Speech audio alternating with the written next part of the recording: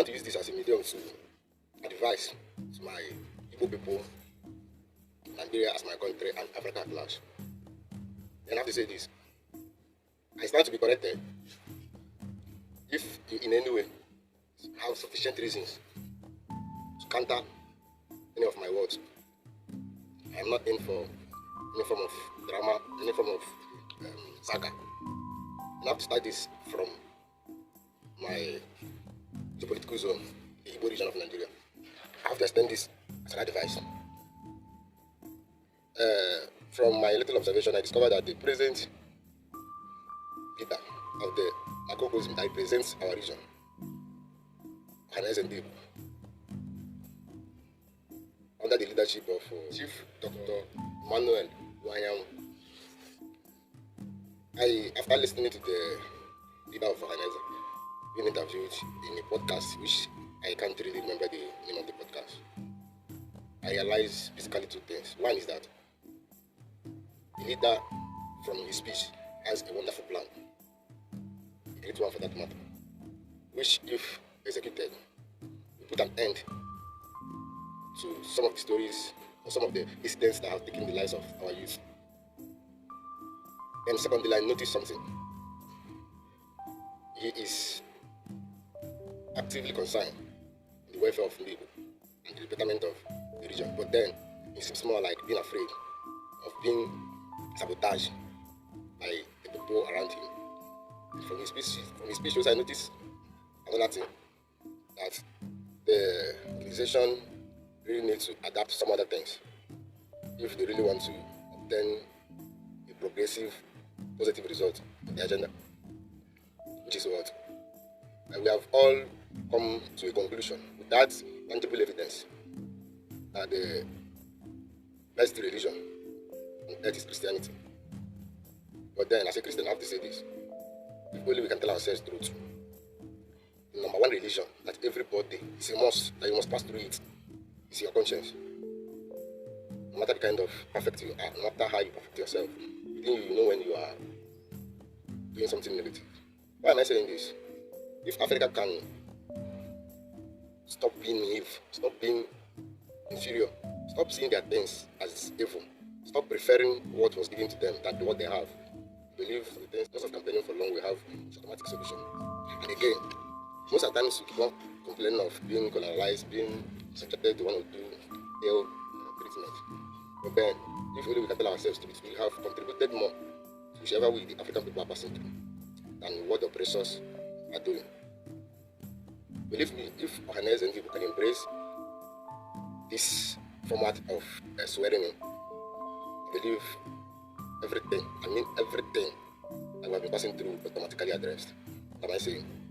If only Hanez and Africa at large can change their means of swearing in executives, I believe there will be a great impact. Africans most times are afraid of truth. They know the truth. And the only way to bring truth to them is to sabotage it. That's something about Africa. Once you are speaking truth, you're ready to have more enemies. And they know truth, they know when you say the truth. And as should start swearing in the executives with one, with the Igbos practice mainly two religions, which are traditional religion and Christian religion. We should learn how to swear in the executives with or before oldest priest, according to Christian religious order in Igbo land. The executives will stand before the religious building and be sworn in. Then after that, they will be sworn in before the oldest deities in Igbo land. They should make all their vows, they should make all their promises and the rest of it before those deities.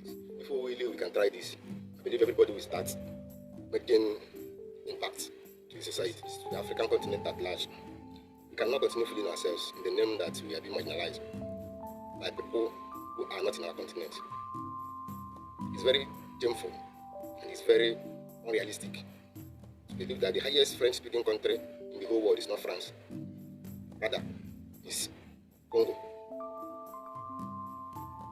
I take out my time to investigate on the landmass, population, and some other things about France, and equally investigate that in respect in part of African countries that France colonized, that have been under France strategic or logical laws that is not favoring Africa.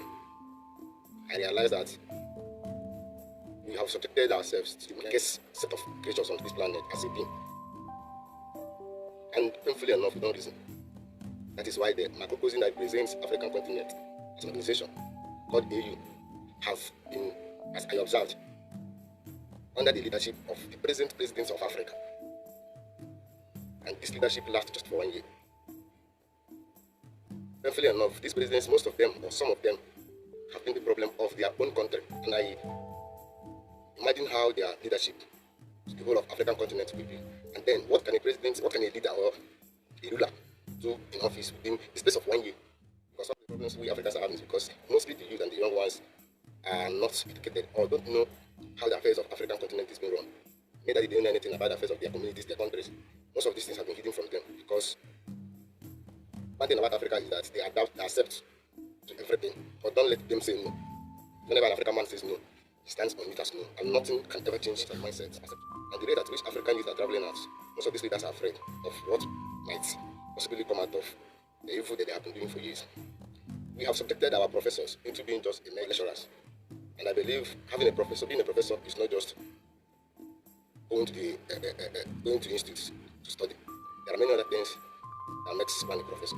One is endurance, two is perseverance, three is determination. And I don't think that somebody who suffers or who goes through these three things I mentioned, be one more or the other, mismanage, or when given full power, mismanage or damage something that has to do with the welfare and affairs of their people. So I'm suggesting if only Africans will start telling themselves the truth, AU should be handed over to if there is anything like association that governs the professors in Africa, they should be handed over AU. Then they should be collaborating with the presidents of different nations in Africa. But the leadership should be under African professors. Every other executive or every other regional post should equally be given to professors from those regions. Imagine when, if there is anything like Minister of Transportation, there's anything like Minister of Food and whatever, it's given to professor who came out from those institutes that has to do with those things. You can never compare it to giving it to maybe someone who just have good level or that just finished university. It can never be the same. If truly we really want to tell ourselves the truth, this is the first move. Because I can beat my chest and say that one of the fundamental problems of Africans as a people is the AU. And if AU is functioning, every other regional, sub-regional proposing like ECOWAS should be shown. There should be regional body. It should be regional body under AU leadership. Because most of the things happening in AU have been hidden from us just because of the regional bodies that interact mainly with us. Because that is what we know and that is where we put our focus, not that much focus on. They have hidden the AU out from us that we don't really ask questions, get on their activities. Get concerned, we know more, we listen more about the EU. Which is just like counterparts to the AU. It is in our continent, but then we don't know anything about it. We really need to start making some amendments. Truth is bitter. And truth is the only thing that will have to save us, we Africans. We really need to deviate from this inferiority complex that is stopping us as an African people. And we believe that it's only foreigners that will tell us what to do, how to do, and what to do. It's of a great concern that we should start renaming most of the things that Europeans named in their language in our regions, most especially our rivers, states, communities, and regions. It's obvious we don't have a collective language, but then we have native languages that can be given to these other things. We really need to start treating our own in respect to who we are. We cannot continue shouting and crying every day. European did this, European did that. But the ones under our power, we are not making use of it. We just stop fooling ourselves. It's high time we stop fooling ourselves. Africa is a continent, yes, but it's to be better. We take Africa more like a country. And our regions are not being named as states. Rather, we have tribes in African continent, and then we should equally consider bringing back from my investigation I discovered that the name Africa wasn't the main name, or wasn't the first name given to Africa. We have to start thinking about our own. We cannot continue making ourselves slave and then start shouting of being a slave. I call upon our traditional rulers, our elite, religious leaders to pay more attention to the activities of their children,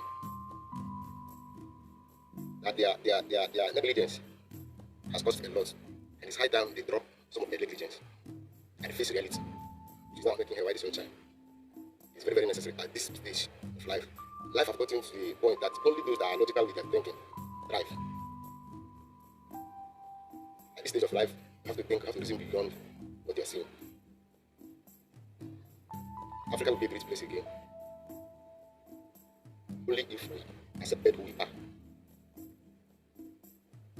Only if we believe that we as an African people can be one way or the other. Of positive impact to the whole globe in respect to what we have been blessed of. We cannot be blessed and live more like us people. Yet we are calling another person, another person. Yeah, they might contribute, but then the necessary ones we need to do as a people are being neglected. There's a point in life one gets to start asking themselves questions. What is power tussle and the rest of it? They have been killing Africa for years. It's high time really does start reasoning on the proper approach to issues and the way to better African continent and stop complaining. Nobody is governing any African country. The government of African country, the government of different African countries respectively, is in their country. Any bad or any negative move that favors foreigners is off. It's from the mistakes from the leaders. Because nobody will come from another country and force you to do something. But then most of you make great mistakes just because of your simple interest. So then what might end up, what might finish the move, thereby enslaving a whole people of your region. Yet you are wise. Next year we still come out to campaign for a post just to be in power and just to be a leader. All these things, all this mindset, all this power tussle, all this insanity need to start stopping in Africa. We need to start putting an end in Africa. Can never be the last always in everything. India can never call the pretend of doing anything against them, but they were once colonized. It's not only us. Take charge of who you are, stand out as who you are. Then if there is any opposition from a foreign body, you can call out the body. It cannot be your problem and calling someone else to be your problem. We really need to change our educational system. Because this affects us more than every other thing as a people. We cannot continue throwing away what we have been known for. Not embrace what we don't know. This is the genesis of the confusion in Africa. It's high time to start being logical with our reasoning and our actions. Before you call out somebody of enslaving you, check yourself and know if you're enslaving yourself first. The constitutions and laws of your country are in accordance to the will and wish of your people.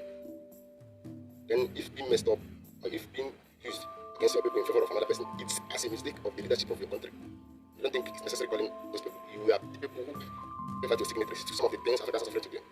Instead of calling out other countries, it's better we start making corrections of mistakes of our forefathers and start thinking on how to get ourselves out of this mess. And I want to still use this opportunity to say Africans should start having this second thought that they have cousins outside African continent.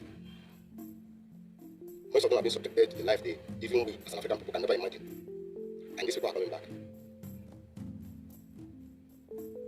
The world is getting civilized every day. People's eyes are opening. People are seeing things. People are knowing things. So an African person, I advise, like we from the Nigerian part, the big houses, the security house is actually up to a full apartment. And I guess it's high time we have these people in mind for giving anything, because these people are coming back. Take it or leave it, they're coming back. And in one word or other, they are cousins. And it's high time we have these people in mind in anything we're doing. If by any means there is a way, or if by any means any one of them shall to go for help, and as well assist them with, but most of them are going through help. They are our cousin. It wasn't their mistake, it wasn't their error, that they are where they are today, and they are passing what they are passing through. Most of our ancestors contributed to it. It's high time we become more logical with everything we're doing as people. These people are coming back. Believe me, they are coming. And in one more or the other, you can't run out of it. They are our cousins.